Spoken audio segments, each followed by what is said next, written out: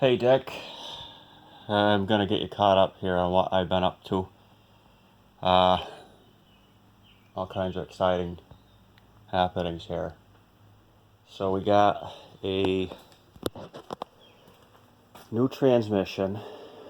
That's a 5-speed, and there is our old transmission. That's a 3-speed. So we got old, no overdrive, new, overdrive. Does it just bolt right in there? Absolutely not. So that's why I wanted to show you what I'm up to. So if we look inside, there's where our old transmission was hooked up to, and that's the output shaft, or the input shaft from the new transmission. So I'm fitting it up, and I'm going to make a plate that goes in here, and this will come out a little bit more. And I'm going to make an adapter plate, and then, I don't know if you can see it, but there's going to be a sleeve that goes inside of here that takes up that clearance and keeps everything centered. And I'm going to turn this down a little bit just so I can put a little bit more meat on the plate. I'm going to have that machined. Have to make some bushings for the pilot bearing here. And the throwout bearing, I'm ordering up some stock to center that up. I'm going to press a sleeve on there. It actually goes the other way, but we're just sizing it up right now. So that's that. Put a sleeve on there. Maybe cut a little bit off. And put a shim on either side of this bushing so it doesn't walk. And I'm ordering a clutch that fits this spline shaft. And have the adapter plate made, then my bolt holes will work. So the plate will bolt to here, have some studs sticking out of it that will bolt to the front of that transmission. So that's that. That gets it hooked up. It puts my shifter in a reasonable location. And there's a lot of stuff you can do with that. So I'm not too worried about the shifter location. Another little fun thing I gotta rectify is that there's that rod right there sticking out. That holds the brake pedal and the clutch pedal, and it's part of the transmission. So without that, there's nothing for the brake and the clutch to hook up to. So I'm ordering a chunk of rod for that. That's the right diameter.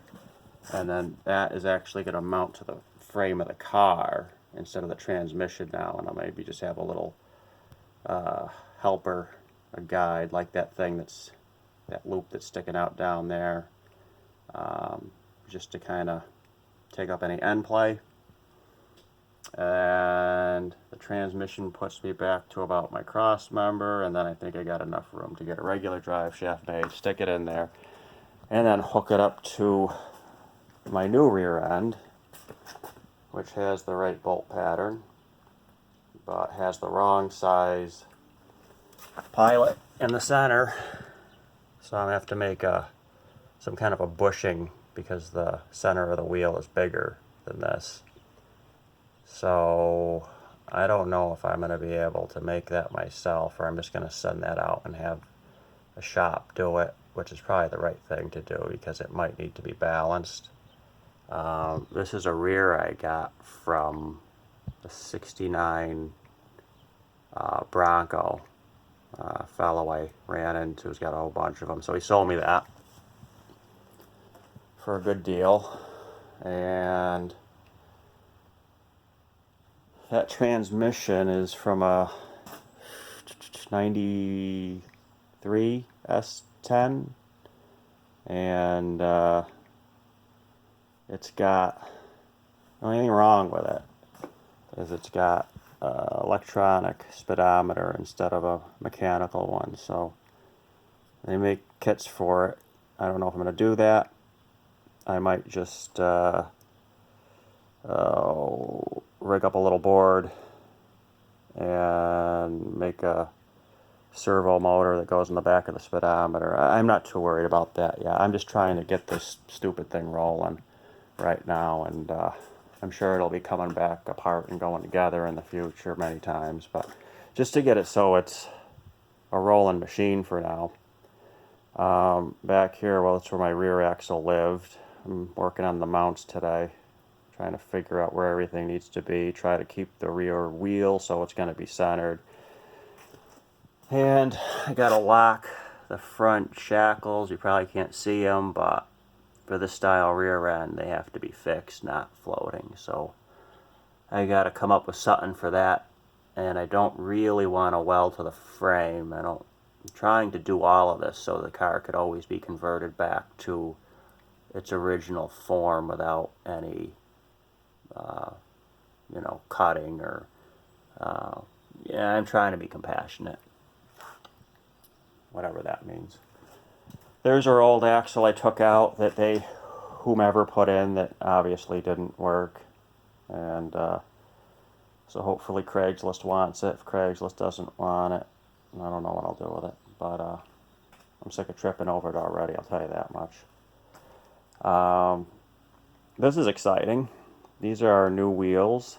And, well, they're not new, but they're exactly the same wheels for the car. So now I have all the wheels I need, and they're all in really good shape. These came from, I want to say, Wyoming.